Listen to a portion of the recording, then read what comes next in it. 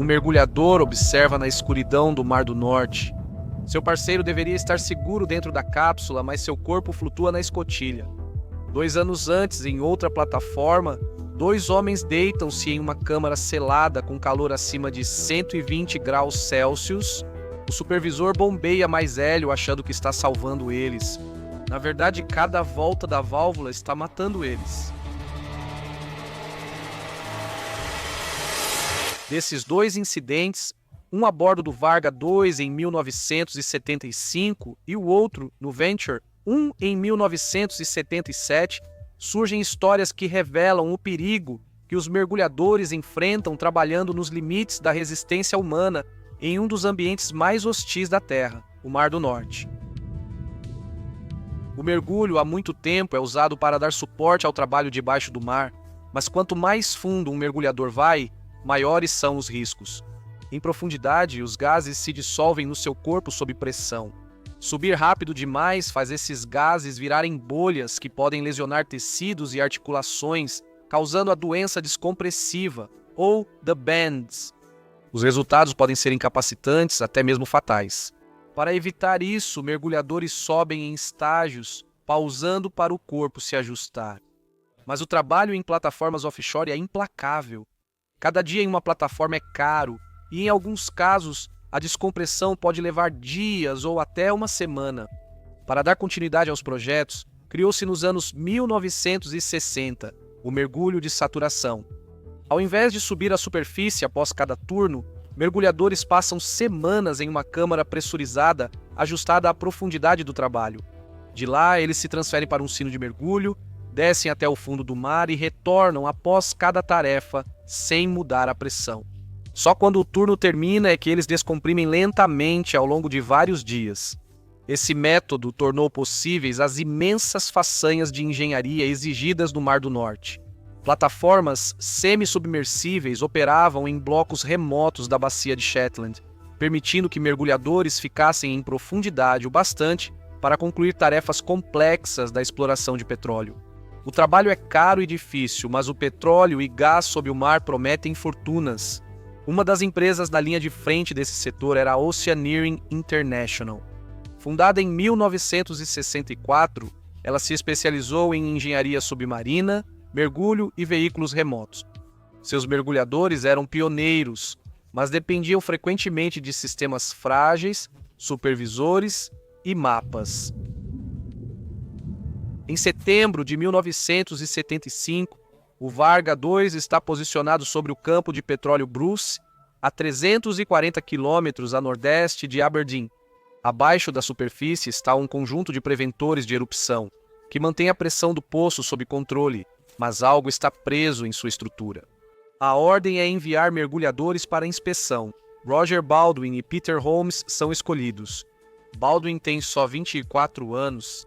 Ele começou sua carreira como mergulhador de navio da Marinha Real em 1970, treinou como mergulhador de desobstrução e serviu no navio de mergulho profundo HMS Reclaim. No começo do ano, ele ingressou na Oceaneering International como estagiário e logo virou mergulhador de saturação. Holmes, 29 anos, tem histórico militar e serviu 9 anos nos Fuzileiros Navais Reais. Ele tinha só alguns meses de experiência em mergulho comercial, mas assim como Baldwin, ele trazia a disciplina e a experiência de um mergulhador militar. Juntos, eles eram considerados capazes de lidar com as condições implacáveis do Mar do Norte. No dia 9 de setembro, às 14h10, Baldwin e Holmes entram na cápsula de mergulho. Às 14h25, ela se acomoda no fundo do mar a 103 metros. Os mergulhadores saem da cápsula e encontram uma corda enrolada firmemente ao redor da junta do preventor de erupção. Eles cortam a linha e retornam à cápsula. A operação é bem sucedida, mas um segundo mergulho é ordenado mais tarde à noite. Às 19h10, a cápsula desce para 96 metros e depois a 112 metros, eles cortam mais cabos até serem chamados de volta. Selam a escotilha da cápsula, pressurizam e aíçam a superfície. Às 21h05, ela chega à linha d'água, pronta para transferir os mergulhadores sob pressão de volta para as câmaras de habitação. A tomada de utilidades de poço requer alinhamento preciso de válvulas, escotilhas e manômetros. Os homens estão exaustos, mas seguros até que uma flange vaza. Ela é limpa, vedada novamente e a campânula finalmente se conecta. Os mergulhadores entram na câmara de entrada. A equipe de apoio na superfície vê a pressão caindo na câmara. Os mergulhadores são orientados a passar para a câmara 1. Eles fecham a escotilha atrás deles. Para Baldwin e Holmes, isso deveria ser rotineiro, um retorno aos aposentos pressurizados, onde descansam antes do próximo turno. Mas na cabine de controle do mergulho, a confusão em relação a um único medidor vai desencadear um dos acidentes mais perturbadores do mergulho no Mar do Norte. Na câmara, Baldwin e Holmes se apoiam na escotilha como instruído, ajudando a manter a vedação segura. Nos medidores, o supervisor acredita que ainda está monitorando a pressão na câmara 1. Na realidade, ele conectou o manômetro por engano a uma câmara diferente. A pressão que ele observa caindo não é do compartimento deles, mas de outro espaço diferente. Ele reage como foi treinado para fazer. Ele abre válvulas e bombeia hélio para compensar a aparente perda de pressão. Para ele, parece que os homens estão em perigo de descompressão. Na verdade, o oposto está acontecendo. A câmara 1 onde Baldwin e Holmes estão está totalmente selada. Cada respiração que eles dão enche seus pulmões com uma mistura de gases cada vez mais rica em hélio. À medida que a pressão aumenta, a temperatura sobe rapidamente. O compartimento passa da umidade pesada do mergulho de saturação normal para o calor insuportável de um forno. Em minutos, a temperatura sobe de 32 graus Celsius para quase 50 graus Celsius. Os homens tiram os colchões de suas camas e deitam no aço nu, desesperados para esfriar seus corpos contra o metal. Eles tentam forçar a escotilha e mexem nas válvulas de equalização, mas a diferença de pressão é grande demais. O ar que respiram tem só 3,6% de oxigênio, 3,2% de nitrogênio e traços de dióxido de carbono. O restante é hélio. Seus corpos sofrem compressão em um nível insuportável para qualquer mergulhador, o equivalente a mergulhar de 94 metros para 200 metros em apenas alguns minutos. Na cabine de controle, o supervisor ainda acha que os está salvando. Ele ouve as reclamações deles sobre o calor, mas entende errado, achando que são sinais do vazamento que acredita combater. Ele continua bombeando gás. A essa altura, o destino de Baldwin e Holmes já está selado. Horas se passam sem clareza. Dentro da câmara selada, Baldwin e Holmes sucumbem à hipotermia. Seus corpos, levados ao limite, silenciam. Do lado de fora da câmara, a equipe percebe o que aconteceu, mas já é tarde demais. O erro nos medidores se torna evidente. O horror do engano se espalha rapidamente pela plataforma. Às 21h35, a equipe offshore informa supervisores em terra sobre um incidente grave. O plano de resgate se forma, mas a esperança é pouca. Às 0h10, outro mergulhador é preparado e enviado para o sistema. O processo de despressurização equaliza a pressão para permitir sua entrada na câmara. Às 1h15, ele chega ao compartimento onde estão Baldwin e Holmes. Ele encontra seus corpos imóveis, rígidos pelo calor e pressão. Ele verifica os pulsos e tenta fazer respiração boca a boca, mas não adianta. O mergulhador de resgate deixa a câmara e aguarda em outra de pressão. Helicópteros chegam à plataforma. Às 02h25, um médico desembarca de Aberdeen com representantes da Oceaneering International. A descompressão para o mergulhador de resgate começa às 02h50. 12 horas depois, às 14h e às 03h daquele mesmo dia, chegam mais pessoas, incluindo um fotógrafo e oficiais da polícia de Grampian. Às 19h27, um helicóptero parte do Varga 2, levando os corpos de Roger Baldwin e Peter Holmes para a costa. As consequências do desastre do Varga 2 abalaram a indústria. Investigações começaram imediatamente, com participação da Oceaneering International, autoridades e especialistas independentes. Eles verificaram os suprimentos de gás, testaram amostras e confirmaram que o hélio estava puro e adequado. Eles analisaram seu sistema de mergulho e logo identificaram a principal fraqueza: excesso de intervenção manual.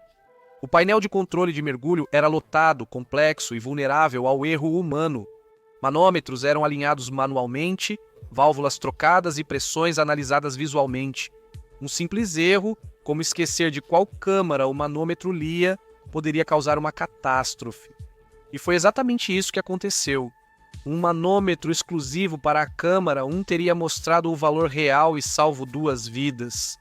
A investigação ouviu supervisores, seguranças e representantes da empresa.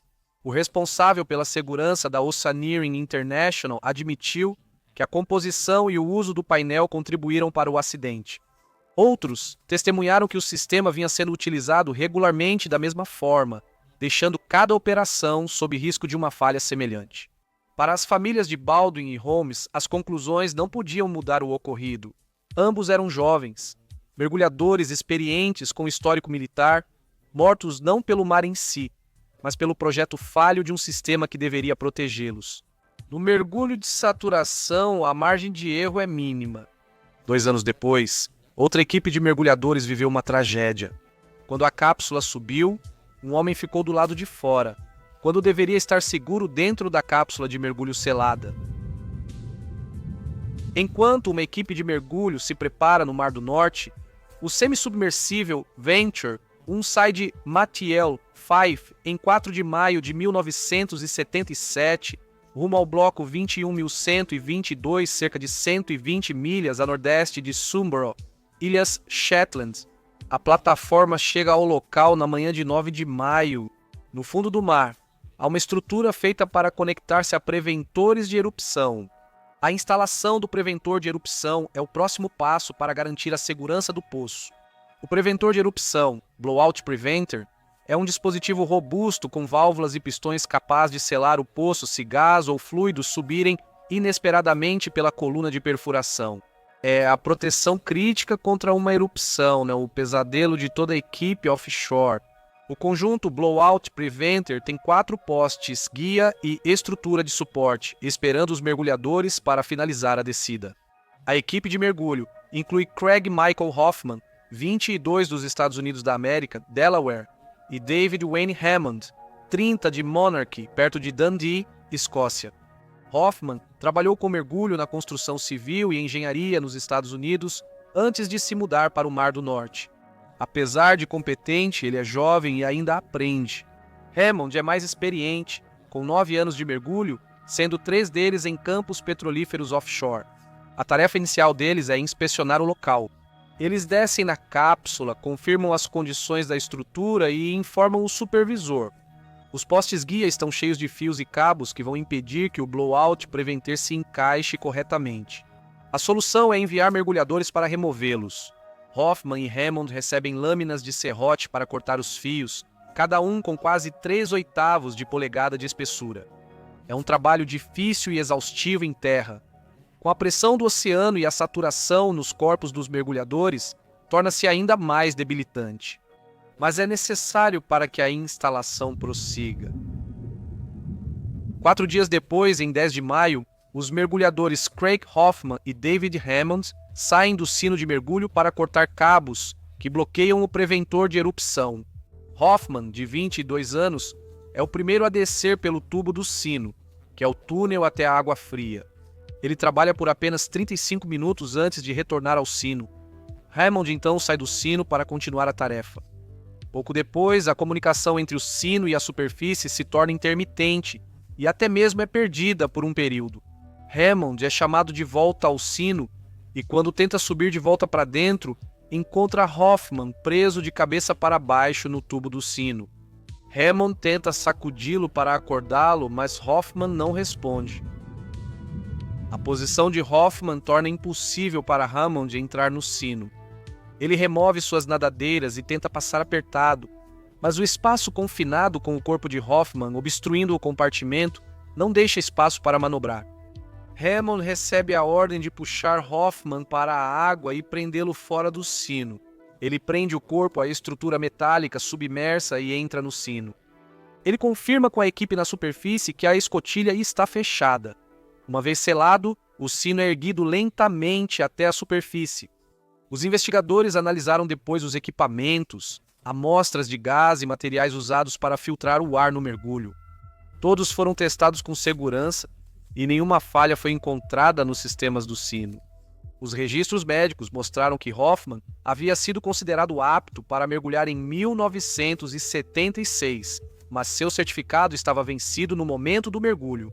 O exame post-mortem concluiu que Hoffman se afogou após desmaiar e cair de cabeça no duto aberto sem a máscara. A causa da inconsciência foi apontada como síncope, ou seja, um desmaio repentino sem sinais de doença, lesão ou riscos ambientais contribuindo. A investigação determinou que a morte foi resultado de um acidente humano e não de erro técnico ou do supervisor. 2 acidentes, 3 mortos. Na Varga 2, a leitura errada de um mostrador fez um dispositivo de segurança virar uma armadilha mortal. Na Venture, um desmaiar no lugar errado acabou com uma carreira que estava apenas começando.